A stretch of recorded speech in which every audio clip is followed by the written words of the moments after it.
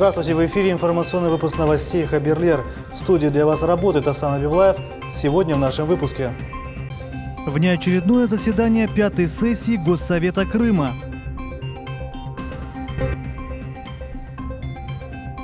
Новый туристский бренд Республики Крым.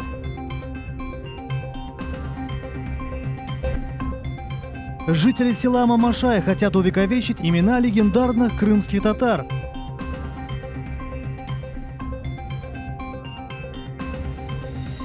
Праздник детского творчества «Огни большого города».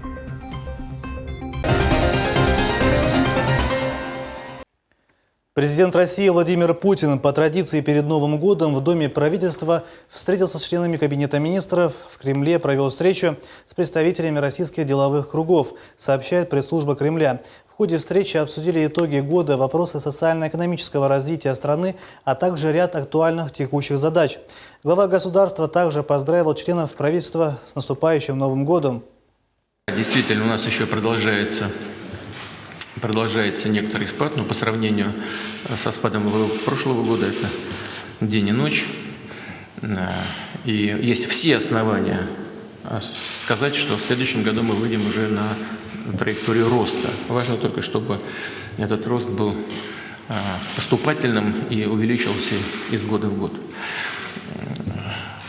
По некоторым направлениям, а именно в сфере макроэкономики, у нас заметные сдвиги в лучшую сторону.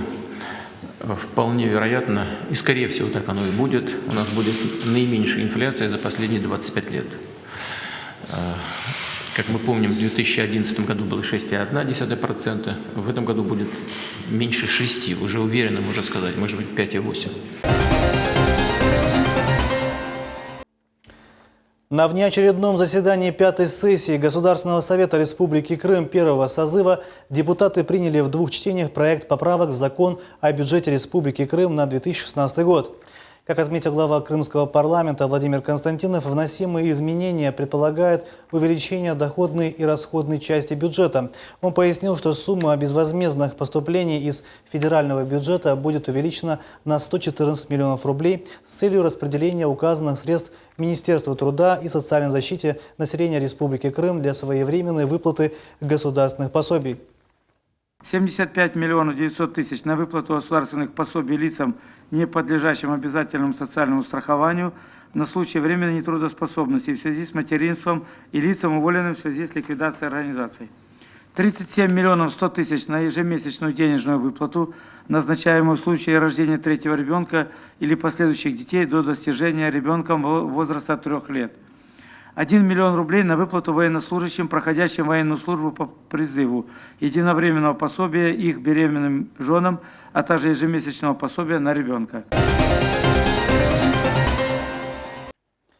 У Республики Крым в новом году будет новый туристский бренд. Об этом стало известно сегодня в ходе пресс-конференции. Как создавался новый логотип полуострова, кто является его автором и учитывалось ли мнение общественности. Обо всем расскажет наш корреспондент Султания Седокаева. Министр курортов и туризма Крыма Сергей Стрельбицкий отметил, что работа над брендом проходила в 3 этапа. Народный конкурс показал, что необходимо создавать системный документ. Этот документ стал основой для разработки бренда специалистами, выигравшими конкурс. Уже в 2016 году, в начале 2016 года мы понимали, что для того, чтобы приступить уже к конкурсу, в котором будут участвовать профессионалы, нам необходим еще один документ. Системный документ, который бы давал возможность в полной мере раскрыть весь тот потенциал Крыма. И этим документом стала платформа, мы назвали ее платформой, такой стержень в дальнейшем разработке бренда Крыма. «Я Крым. Точка притяжения». Именно так звучит новый туристический бренд Республики Крым. Председатель Крымской организации Союза дизайнеров России, разработчик логотипа Ольга Степанова рассказала, бренд состоит из 3 частей. Платформа бренда, фирменный стиль и графическая часть, а также концепция продвижения. Итогом этой работы стала разработка бренд-лайна Крыма, который звучит как «Я Крым. Точка притяжения». Я точка Крым. Я точка притяжения. Вот эти 4 слова и точка легли в основное понятие, что такое Крым, основную мысль, которую мы несем. этот бренд-лайн имеет два уровня. Первый – «Я Крым», где «Я Крым» может сказать и сам Крым. У нас происходит некая персонализация Крыма. Крым говорит от собственного лица. По словам Ольги Степановой, точка притяжения означает поиск так называемых крымских магнитов. Эта программа будет воплощаться в системе брендирования не только самого Крыма, но и в системе брендирования каждого, даже самого маленького объекта. Султания Ситакаева, Умер Мустафаев, телеканал «Миллет». В Симферополе детям вручили премии общественного признания «Преград нет». Наград удостоились 26 лауреатов. Ребята с ограниченными физическими возможностями не побоялись поучаствовать в конкурсе, несмотря на проблемы со здоровьем. Конкурс на соискание ежегодной премии общественного признания «Преград нет» проводится в 3-й раз. Цель мероприятия – поощрение и поддержка одаренных детей и молодежи с ограниченными возможностями здоровья, которые смогли достичь определенных высот в творческой, спортивной, интеллектуальной и других сферах жизни. В конкурсе ежегодно принимают участие дети и подростки из 25 муниципальных образований республики. Глава Крыма Сергей Аксенов поблагодарил за бескорыстный и самоотверженный труд родителей, руководителей и преподавателей спортивных секций, творческих студий и всех тех, кто вел ребят к успеху. Конечно, это заслуга, огромная заслуга, в первую очередь, ваших родителей и близких, спортивных преподавателей, руководителей творческих коллективов, директоров школ, детских садов. Огромная работа для того, чтобы поставить вас на ноги, ребят, дать вам возможность поддержать вас, действительно создать новые условия для вашего развития, для вашего становления. На самом деле, я хочу обратиться ко всем, и к ребятам, и ко взрослым, у которых трудности со здоровьем. Не отчаивайтесь, не опускайте никогда руки. Верьте в себя, верьте в свои силы, верьте своим близким. У вас все в жизни получится. У каждого человека есть огромные скрытые возможности, огромный скрытый потенциал. Я со своей стороны и мои коллеги будут поддерживать регулярно проведение подобных мероприятий, которые будут вас стимулировать. Жители села Мамашай, ныне Орловка, на стеле вдоль Качинского шоссе хотят увековечить имена дважды Героя Советского Союза Медхана Султана, Героя Советского Союза Абдраима Рашидова, а также крымско-татарских солдат-мамашайцев, сложивших свои головы на фронтах Великой Отечественной войны. С местными активистами пообщалась наш корреспондент Сабрия Халиляева. К началу Великой Отечественной войны город Севастополь был крупнейшим портом на Черном море и главной военно-морской базой страны. Его героическая защита от немецко-фашистской агрессии началась 30 октября 1941 года и продолжалась 250 дней, войдя в историю как образец активной и длительной обороны приморского города в глубоком тылу врага. Эдае Хартана 81 год, но она отчетливо помнит страшные годы войны. Тогда погибла большая часть ее близких. Ей было 6 лет, когда она поняла, что такое голод. Услышала в первый раз звуки бомбардировок. Эдае Хартана показала нам свой обветшалый родительский дом. Ее соседом был Абдраим Решидов, герой Советского Союза.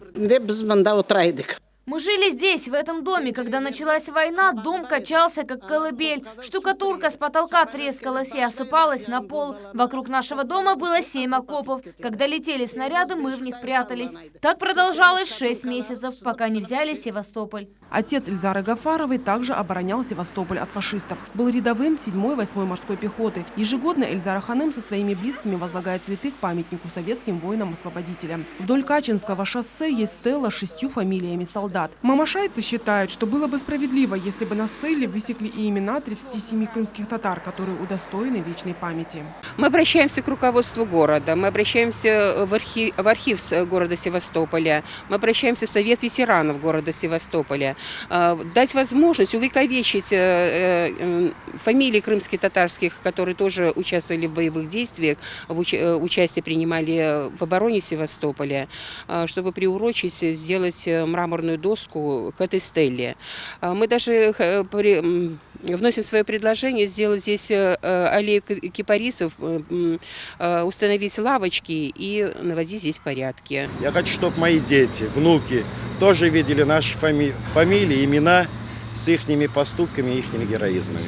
Сейчас местные жители намерены обратиться в городские органы власти с инициативой увековечивания имен солдат. А для того, чтобы ни одно имя не было забыто, до изготовления памятника мамашайцы обращаются ко всем бывшим и нынешним жителям села с просьбой внимательно просмотреть список, в котором указаны имена солдат, и внести свои коррективы. По всем вопросам можно обращаться к Рифату Ибрагимову по указанному номеру телефона. Сабрия Халиляева, Умер Мустафаев, телеканал «Миллет». Правительство Украины приняло решение о национализации крупнейшего в стране частного банка, акционером которого в том числе является бизнесмен Игорь Коломойский. Министерство финансов станет владельцем 100% акций Приватбанка. По словам президента Украины Петра Порошенко, действия частных собственников банка на протяжении последних 2 лет оказались недостаточными для обеспечения его деятельности. Действующая бизнес-модель финучреждения себя исчерпала. Петр Порошенко также отметил, что угроза падения банка создавала прямую угрозу всей банковой системе Украины. В свою очередь, эксперты отмечают, что национализация банка может повлечь ухудшение финансовой ситуации в Украине. Сотрудниками Крымского погрануправления ФСБ России по Крыму при прохождении контроля в пунктах пропуска были задержаны 2 гражданина Украины, находящиеся в федеральном розыске за двойное убийство, кражу и угон. Об этом сообщает пресс-служба управления. Оба задержанных были переданы полицейским для принятия правового решения. Сегодня в библиотеке Гаспринского прошел вечер памяти, посвященный 90-летию Сияра Муртазаева. Сияр Муртазаев – разносторонне образованный человек с глубоким познанием языка, патриот своей родины, автор многих статей, посвященных крымско-татарскому языку, участник национального движения. Сияр Муртазаев был близким другом и постоянным читателем библиотеки. В отделе редких книг, рукописных и архивных материалов имеется фонд Муртазаева, сформированный в 2002 году. В 2014 году, вот видишь, уже неправильно, в 2004 году. В 2004 году Сияр Муртазаев подарил в фонд библиотеки много ценных книг. В фонде имеются документы служебной и общественной деятельности Муртазаева, статьи, очерки, интервью из газет и журналов «Дружба народов», «Крымский комсомолец», «Смена», «Правда Востока» и другие. Праздник детского творчества. Во Дворце культуры и профсоюзов состоялось детское театрализованное представление в поддержку детей национально-культурных автономий «Огни большого города». Мероприятие направлено прежде всего на поддержку и развитие самобытной культуры жителей разных народов республики.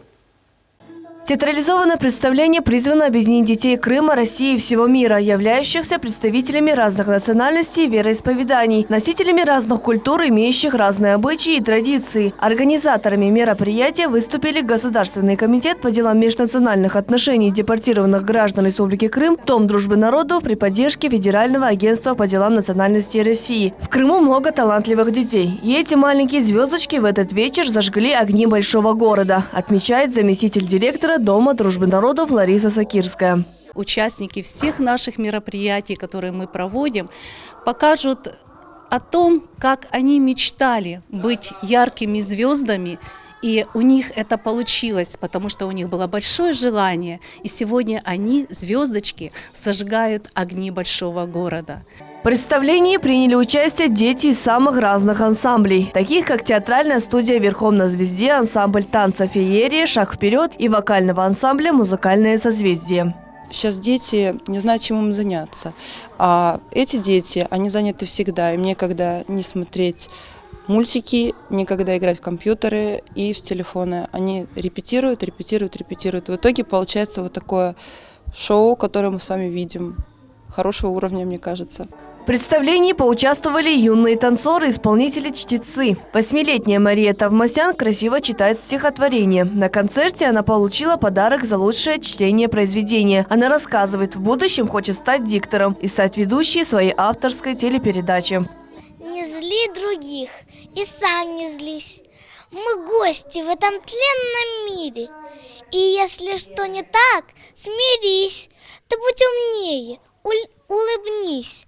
Холодной думай головой, ведь в мире все закономерно, и зло излучено тобой, к тебе вернется непременно. Организаторы отмечают, на этом новогодние мероприятия для детей не завершаются. Уже вскоре состоится 2 новогодних концерта «Елка дружбы», в котором вновь примут участие дети национально-культурных автономий. Гульнара Каримова, Эдем Исмаилов, телеканал «Миллет». Еще одно яркое детское мероприятие состоялось в Джанкойском районе. Всероссийский фестиваль национального творчества «Мир в радуге культуры» объединил лучшие творческие коллективы как Крыма, так и других субъектов Российской Федерации. Участники выступили в 2 номинациях – инсценировка новогодних сказок и танцевальные выступления. Подробнее расскажет наш корреспондент Мухаммед Зикряев.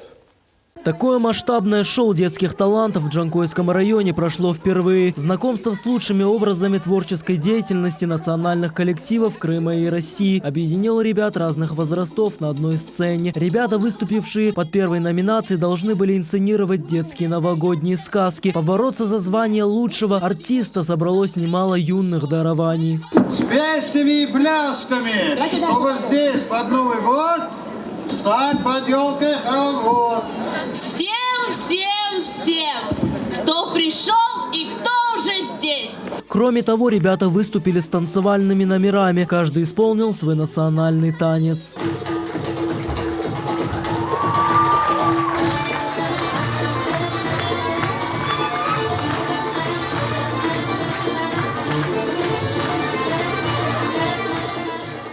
А еще здесь можно было посетить выставку работ мастеров декоративно-прикладного творчества. Организатор Юлия Литовка отметила, что такое мероприятие в районе проводится впервые. Народ в Джанкое активный, поэтому на организацию много времени не понадобилось.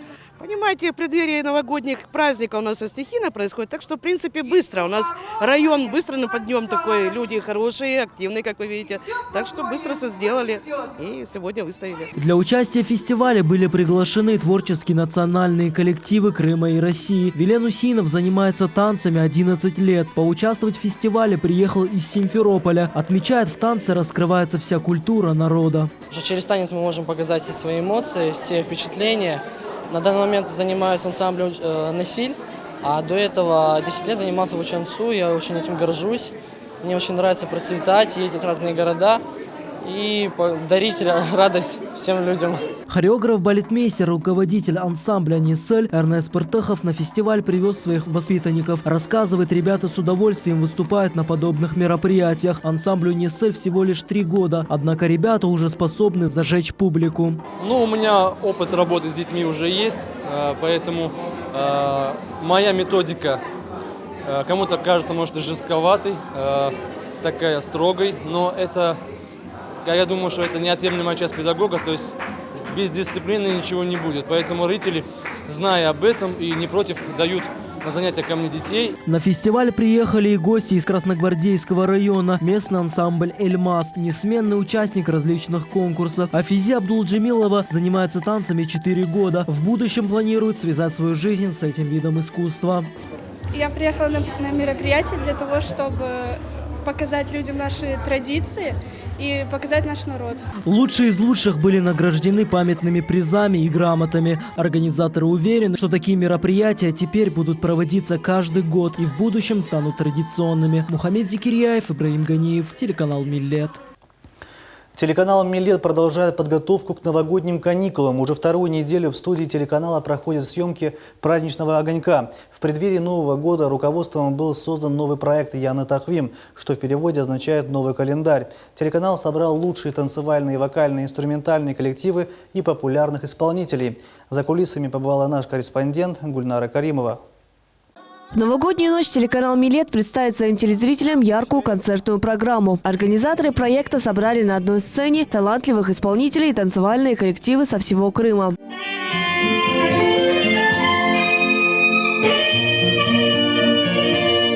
Артисты прибыли для участия в новой программе «Яны Тахвим». Это уже второй масштабный новогодний проект, организованный телеканалом. Заместитель генерального директора телеканала «Миллет» Сусана Халилова отметила, что команда телеканала старается сделать новогодние праздники незабываемыми.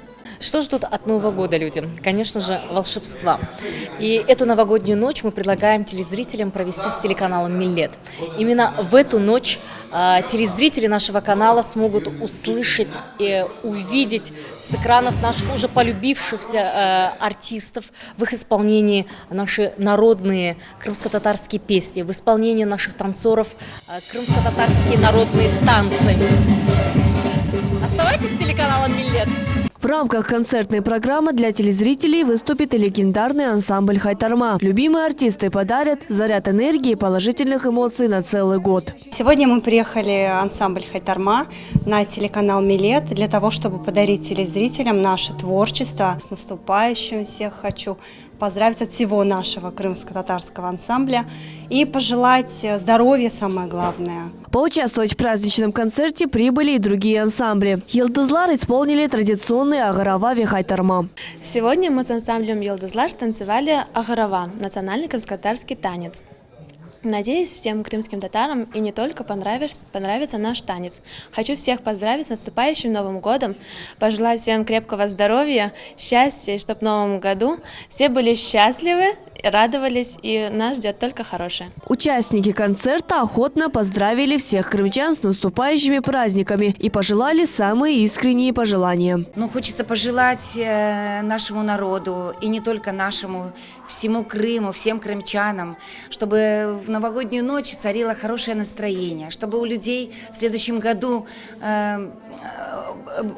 море улыбок, огромного счастья, чтобы люди с желанием ходили на работу, чтобы им очень хорошего, прекрасного настроения. В наступающем Новом году желаю всем счастья, здоровья, творчества побольше творите и всего самого наилучшего. Я всегда хочу, чтобы мой народ был здоров, един, чтобы в каждой семье был мир и счастье. Пусть каждый будет терпелив. Мы живем в Крыму, и пусть будет каждый уверен в том, что наше будущее может быть только у нас на родине. Иншаллах.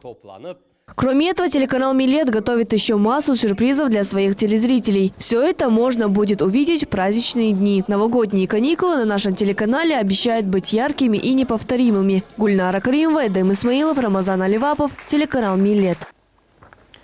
Общественная организация «Инициатива» приглашает вас принять участие в мероприятии, посвященном памяти сожженных деревень в Крыму, которое состоится 21 декабря 2016 года в 14:00 в Крымско-Татарском музее культурно-исторического наследия. Все справки по телефону +7 978 725 90 40. А это все новости на сегодня. В студии для вас работал Асан Абиблаев. До новых встреч в эфире.